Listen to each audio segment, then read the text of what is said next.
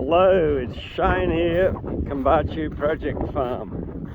I'm just going to shoot you a little bit of a video of some of our restoration of the floodplain along Wide Bay Creek. So I've just done less than a day on the tractor slashing and less than a day on the tractor hay raking.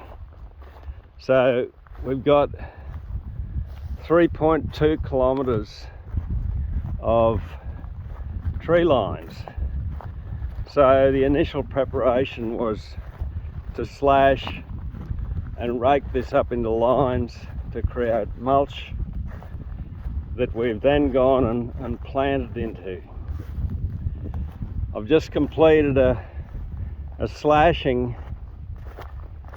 in this and another raking, so remulching the beds after the trees have been planted. These two rows here, probably too close together, not getting enough biomass to mulch properly.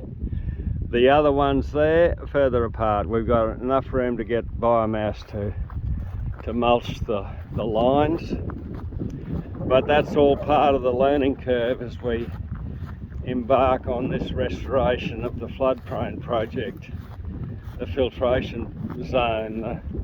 One of the most important zones on the farm in terms of this is where any fertility losses, any water, nutrients that's wanting to escape the farm, this is where we pick it up and accumulate it in the filtration zone. And this is where we can pick it back up, and if we want to bale grass down here, we can take it back up to the highest point of the farm and take that fertility back to the top again. So natural sequence farming, pillar number 5, take it to the top to recycle a lot. These are younger rows here. Again, my rows are too close together, so I've got enough mulch to mulch every second row here. So basically twice as many tree lines as I need in here. So a little bit cramped, but yeah, we can see we've got a few trees in here.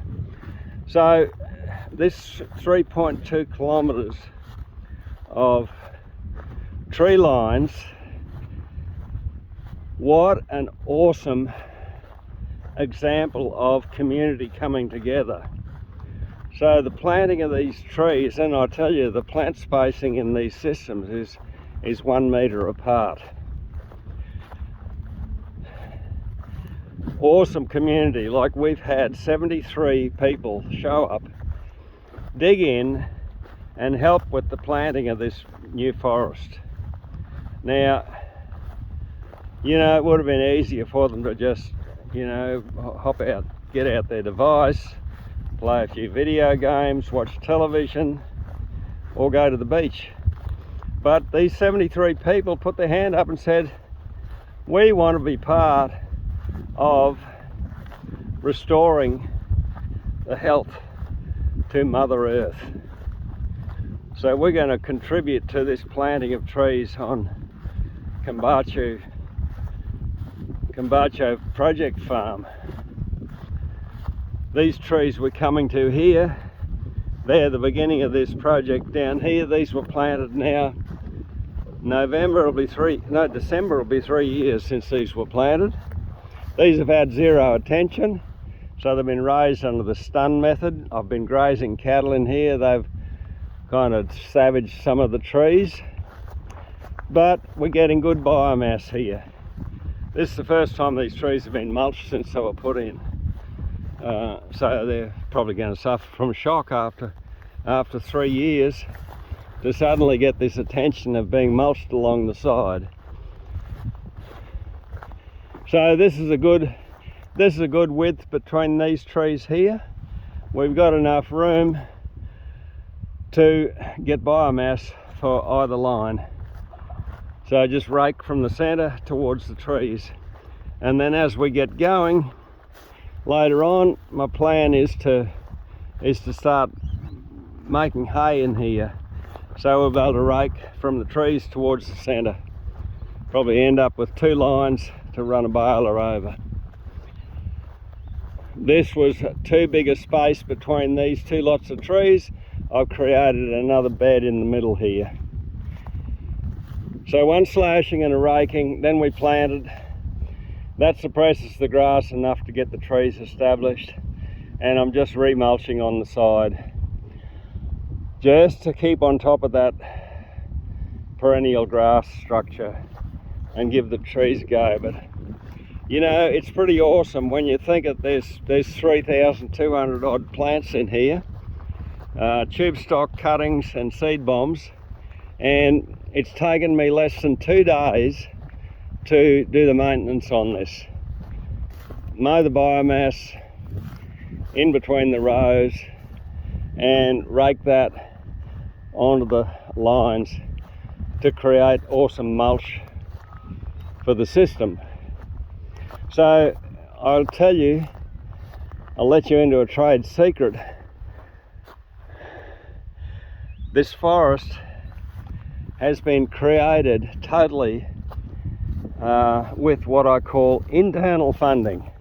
So we haven't gone out there and sought funding from government, land care, catchment, or some goddamn carbon sequestration project where we give some corporate a carbon neutral tick if they plant trees on farmland, and you know, basically you end up with a frozen forest which you have no control over. This is a forest which we've got total control over.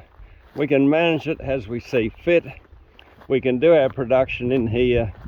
We're totally unencumbered by some stupid regulations. You know, one of the corporates that wanted to plant trees here was an awesome scheme, 100-year contract. They supplied the trees, planted them, and then ever after for 100 years I had to manage the trees, manage the fire breaks, put fences up, and absolutely thou shalt not do any agriculture within that tree planting zone, and thou shalt not take any product or touch the trees because they're all there to sequester carbon, for God's sake. So I rejected that one. I thought that my great-grandchildren would not appreciate me signing them up for something like that. But you can see this is a second slashing here. So you can see we've still got an awesome amount of litter on the ground. So the ground is still well covered, and away we go. So many of the trees in here, I lied about getting external funding. Many of the trees in here came from the Koala Action Group, the Gympie Koala Action Group. So I must acknowledge them. They supplied us with some 1,100 trees to plant for koala habitat, and my initial plan was to create a corridor right along my boundary, but they caught me with my pants down. Not a good look. And I had this all prepared down here for tree planting, so the corridor became a 400 metre by 200 metre frontage on the floodplain to Wide Bay Creek. So the koalas have got a little bit more room to come off the creek now. But look, I'm just so impressed with the cost effectiveness, the time effectiveness of this system, and I must acknowledge Scott Hall of Centropia for coming up with this, what he calls an accumulation system, where you manage the grass, rake it into these lines, no ground preparation. You just rake them up, let it mulch a little bit, get the ground magic, and then go plant straight into that. And these trees are really responding to that, going into this into this mulched line. We planted these trees a little over a week ago, and these little suckers are looking pretty damn awesome. And look at this guy. This guy's got a mulberry cutting next to him who's already shooting. So there's life there. Good stuff.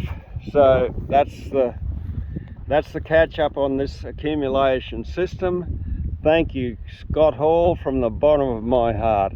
You really brought the cost of my syntropic agroforestry systems and re-vegging my farm, you've really dropped it down to the ground floor.